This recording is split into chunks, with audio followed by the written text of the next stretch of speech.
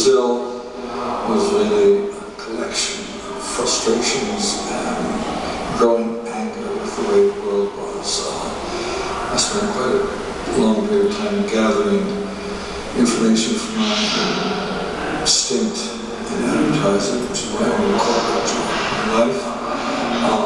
At the time, there were a lot of terrorist activities, and governments were cracking down on so-called terrorists. Planes are being hijacked. In Germany, professors, people in positions of authority were being asked to sign loyalty oaths. In South America, people were being detained and having to pay for detention or prison. So there were a lot of things in the world that were frustrating me, making me angry, and Brazil was my attempt at a catharsis to clear these things out of my system before I started making and throwing bombs.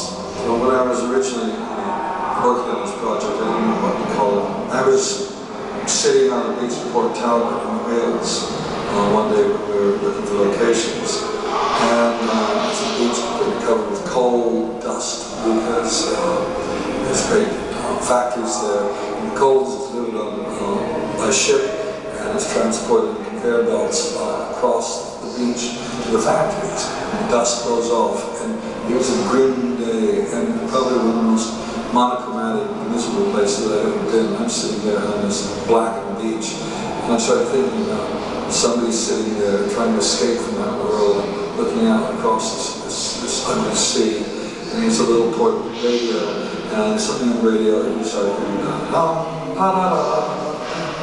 and we're into this beautiful music from Brazil, and so we will call it Film Brazil. So, the one thing that's always made me crazy is bureaucracy in any film. Okay, we need order sometimes in the world, but we don't need to make it so miserable for most people. And so, Brazil was very much about a bureaucracy going mad.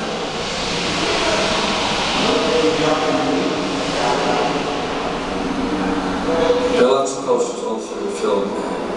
They're there for a variety of reasons, because they offer glimpses into other sides of the world. There are some posters that are saying luxury holidays on secure boats out in the middle of nowhere, safe from terrorism. Others are encouraging you to be a good citizen, which we started using the old wartime slogans now: loose lips sink ships. We've got don't suspect a friend, report him. Report him, that's the important thing. Give them to the authorities, trust them to sort it out if you have anything suspicious about your friend. I think you don't like. I don't know, what are the other ones called? Trust in haste, regret in measure.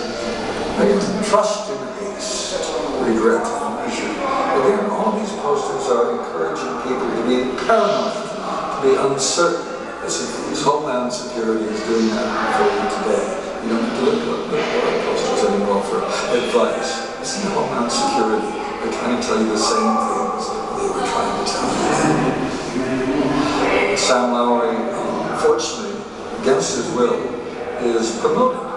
And so he finds himself in these labyrinthine corridors. They go on forever. They go in all directions. We don't know our way around them. But everywhere we have signs telling us where we should be, which room is information retrieval, this one. Every floor is notated. The only way to get around there is by following the signs. And we have one for you to follow. There's a point in the film where Sam, descending in an elevator, sees his dream girl at the front desk of information retrieval. Unfortunately, the lift doesn't stop and it descends into the basement. There we have a chorus rehearsing for Christmas. These are the security officers, the policemen, all set up and they're singing Christmas carols. Well, the conductor happens to be one of the main officers, and he wears a beautiful, beautiful chrome-plated helmet. A secure helmet, not your soft ones like what normal officers wear. In the police force, this is a hard one. This can take the knocks of authority. When the dove into Sam's dreamscape, of course, it's just the opposite of the world he lives in. It's a world of beautiful clouds, vistas, skies. In these landscapes, we have Joe floating in a cloud. It's more like an amniotic sac, and it's something that's not quite born yet, an ideal dream. But his dreamscape is always being interrupted by nightmarish images. Of the ground, this beautiful landscape erupts these huge black towers, these monolithic brick towers, faceless things. They're just destroying the landscape. Ironically enough, Universal's offices were in the Black Tower in Studio City in Los Angeles, and they looked just like our towers.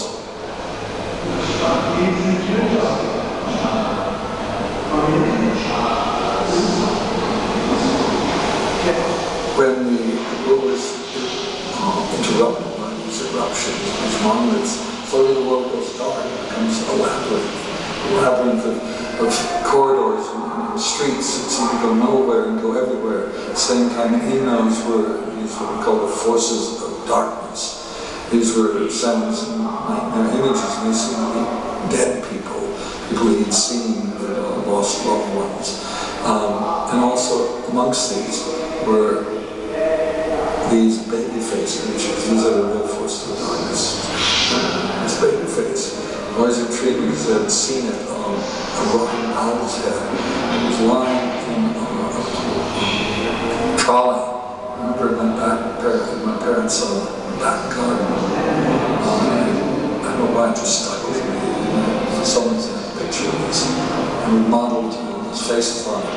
And except we blended that doll's head a bit with a Buddha face, so you have this mixture of something that's almost benign, but there's something evil and rotten at the same time. It's that reassuring look in the face that says, hey, you're nice, you're cuddly, and it's going to be all right, except the rot is already set in. After 9 months, I'll repeat that again, 9 months of work, we finished the shoot. We didn't finish the edit. We had 6 months more to go on the editing. So we got the film together and started showing it to public audiences. And half the audience would invariably walk out. It was clear this was not going to be a popular movie. It would anger people. It made people think about the society they lived in. And a lot of people don't want to do that. So now we're in position with what I thought was the final cut. I'm very happy with it. And the film was released in Europe, 20th Century Fox, had it for the rest of the world, while Universal had it for North America. In the rest of the world, it went out, it did reasonable business. We had fantastic reviews from the French critics in particular, which gave one confidence that we had made an interesting and good film. At this point, Universal decided the film was unreleasable. That nobody would ever go and see it. It didn't make sense. It was a disaster. And they then said, we will not release the film. So, with no lawyers at our disposal, no money at our disposal, I take out this ad in Variety. A full-page ad. A blank full page surrounded by a black border, as they do in funereal announcements in places like Italy. And in the middle of this vast white space, empty space in Variety, with no dollar signs, no zeros, no numbers, was a personal message. Dear Sid Schreiber, when are you going to release my film, Brazil? It's like, Terry Gilliam. Very nice, very respectful. But that isn't done in Hollywood. This is rubbing Sid, who was the boss man at Universal's nose in something very ordinary. So, a little story began to grow out of this. The Germans found this an interesting story. Nobody had ever done this before. And there was a particular journalist at the Los Angeles Times named Jack Matthews who began a dialogue between me and Sid Schreiber, because after our initial meetings, Sid and I never spoke. But I would quote something to Jack, he would then go to Sid, Sid would respond to that. His dialogue was then repeated on the pages, in the pages of the Los Angeles Times. And this was good reading. Goliath versus, who's the big guy? David versus Goliath. You know, the corporate system against the little artist. A perfect story for the journalists. And then we discovered that a few friends in the Los Angeles Critics Association started showing the film in private cinemas in people's homes. So we'd gone underground at this point. And then it came time for the release of Out of Africa, Universal's biggest picture of the year. They spent all the money in that one. Robert Redford, Meryl Streep, everybody gathered in New York at black tie occasion for the premiere. And lo and behold, the pages of the press revealed something interesting. The Los Angeles critics had voted Brazil Best Picture, Best Screenplay, and Best Director without the film having been released. They had discovered in their bylaws that nothing said the film actually had to be released. As long as it was made, they could vote on it. And they chose to vote on it, and they gave us all the key awards. Very embarrassing for the boys at Universal, especially on such an important night. I'd say the shit hit the fan at that point. They rushed out the release of the film. It went to New York and Los Angeles in cinemas without a poster. They had Xerox copies of some artwork was being prepared if and when the film was ever going to be released. The film made more money per seat than any other film at Christmas. There's one little sidestep in this little story of getting the film released. We got on ABC television on the Maria Schreiber show because Bobby De Niro agreed to support us. He agreed to come on the show. Now Bobby never does publicity for his movies, and this was a coup for Good Morning America. And so Bobby and myself went on to the show. And she turned to me and said, "Well, Terry, I understand you have a problem with the studio." And I said, "Moi, I don't have a problem with the studio. I have a problem with one man. His name is Sid Sheinberg, and he looks like this." And I pulled out an 8x10 glossy of Sid and held it up to the camera. So millions of Americans could see the man that was stopping my film being shown. That is what we call an obsession. And we won.